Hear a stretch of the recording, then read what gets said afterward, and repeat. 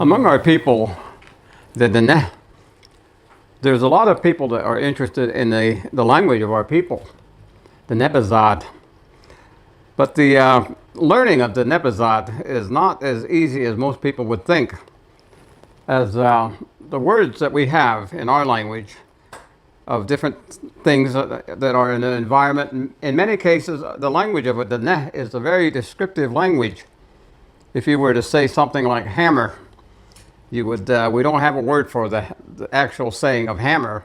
We say be'etzideh, which is to say with what you pound on whatever, be'etzideh. And then if you were to say something like a cup, you would say banha'ijah, which is to say on the item there is a little loop, which is the way to hold it. Banha'ijah. If you were to say paper cup, you would say banha'ijah na sos be'eliaki, which is to say the cup that is made out of paper. And that would be the way that you would describe an item, even a wristwatch. You would say, let's see, it's an annad kidda. That means the object that is on your wrist that you look at that is has movement. And that movement, of course, would tell you the time of day. In English, there are words, and so when people are thinking, they may think in words. But in the language of our people, it is an image type of thinking that we have to do when we speak the language of our people. So it is that right now in this particular time period of the year, we have winter stories. And so there are many things in the telling of the winter stories that create an image in the mind. And I would encourage all of the people that have the opportunity to listen to these winter stories or trotting coyote stories from relatives or any place. Some places now they have them so that they make them available at schools and so on. Listen to them. Listen to the people that present these winter stories. There are a number of different ways that people tell these winter stories, because the way that the story is told and has been told so many times to me, it's not just a narration of events and so on as a presentation is made. I remember when the old people used to tell the story about coyote, and that coyote was always given a voice.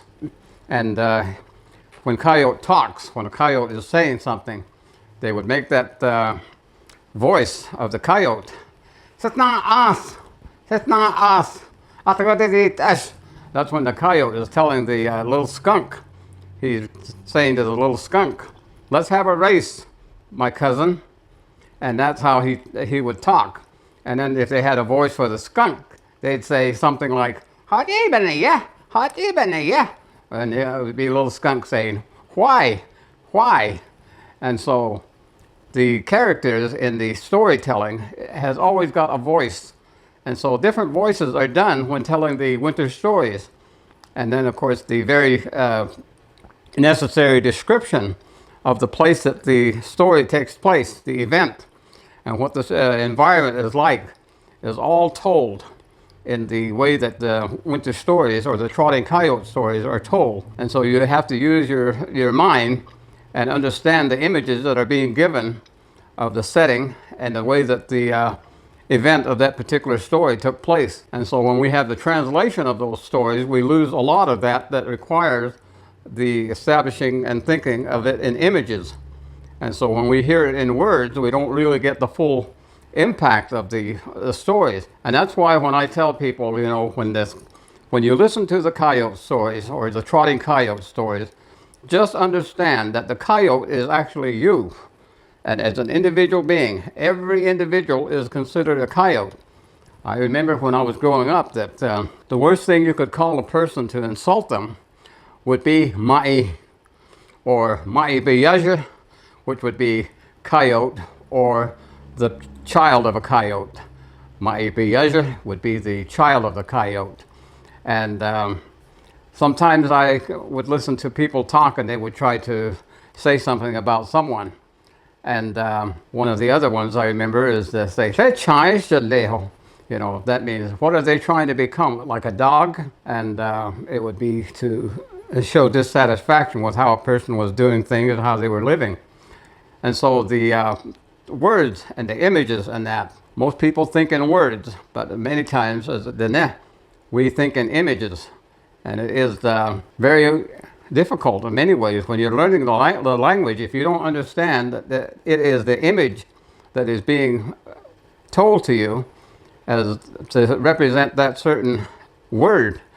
And so the teachings of the language of Ardenne is very difficult for that reason. And I know that when the language was being used to confuse the enemy in the South Pacific, we could use all kinds of words in that for the alphabet and to be able to spell out things. But when it came to punctuation, we don't have punctuations in our language.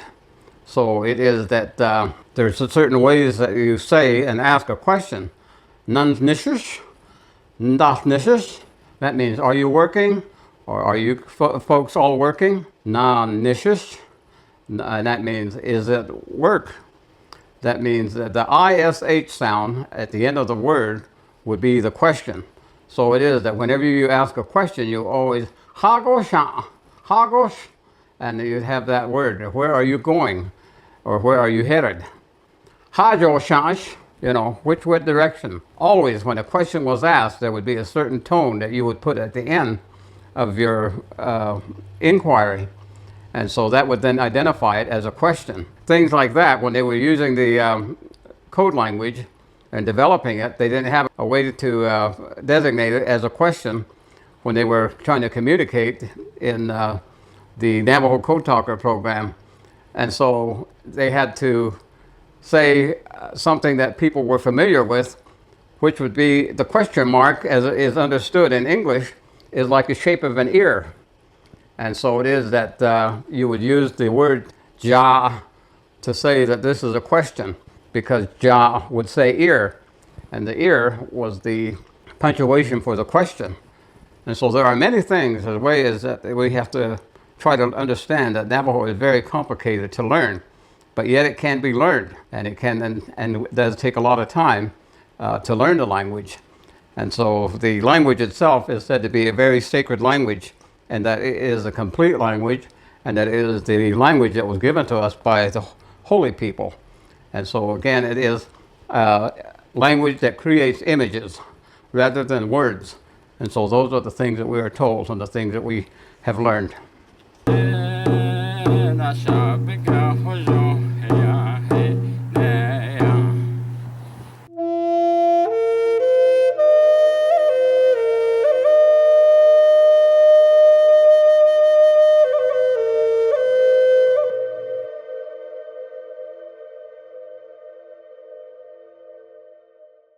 Hey, thanks for watching our videos.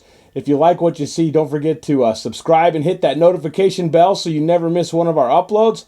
Also, head over to our website, NavajoTraditionalTeachings.com. Sign up for our email list. Okay.